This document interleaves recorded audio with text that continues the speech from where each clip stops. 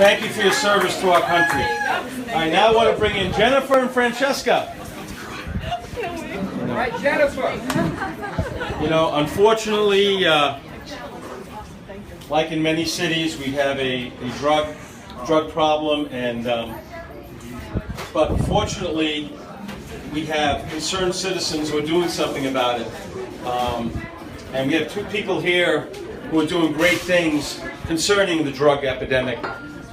Jennifer, let's start with you and talk about how you got started with RIPLB and some of the initiatives that you have ongoing.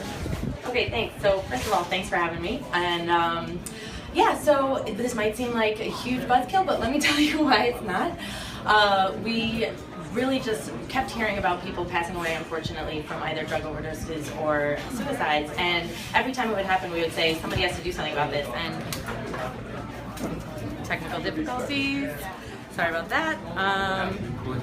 So every time it would happen, we would say somebody needs to do something, and eventually I just said, you know what, let me start something. I don't know what it's going to turn into, but we threw it out there on Facebook literally overnight. Like 1,500 people liked it. We're now up to 2,600 people. And basically what we try to do is, well, through our monthly meetings, which are starting back up again in September, through different events that we hold, like workshops on educating people on prevention and awareness and treatment, we provide these opportunities for the community to come together and talk about it and make it okay so it's not so taboo. Because if you're struggling, the worst thing to do is just ignore the problem. So we make it okay to talk about it and to reach out for help.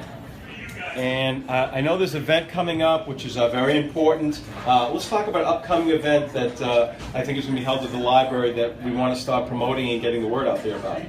Sure. So we have a Narcan training. Narcan is used to revive someone when they overdose from heroin, and so you can get trained on it for free. Donna Pisacano-Brown's organized this event that's going to be free for everyone. It's at the Long Beach Library on October 15th from 7 to 9 p.m. And we also like to partner with other organizations, and so thank you for introducing me to Francesca, because we like to not recreate the wheel, and we want to partner with organizations and support what some great organizations are doing. And with that, I'll segue over to what Francesca is doing. Awesome. Let's get it up for Jennifer. You know, I'm a lucky guy. I mean, the last three guests I had, Christine, Jennifer, Francesca, all beautiful. So I get as a host of the show, I get to work with all these beautiful women, and they just keep coming. Women, beautiful women. Francesca, you're next. Thank you. Thank you, Howie. And so it's my first time on the Halftime Howie Show. I just want to thank you for having me. And what I'm doing is I created a project for children that actually goes into middle schools and has interactive conversations with kids about what's possible for them out of choosing to be drug-free. And what inspired this whole thing is my personal experience with loved ones becoming drug addicted, and I just decided one day that it's not okay, and if I'm not going to do something about it, then who is? So what we are doing is we are set to launch in October in the Jonas Eastalk Middle School in Levittown with a forum, so to say.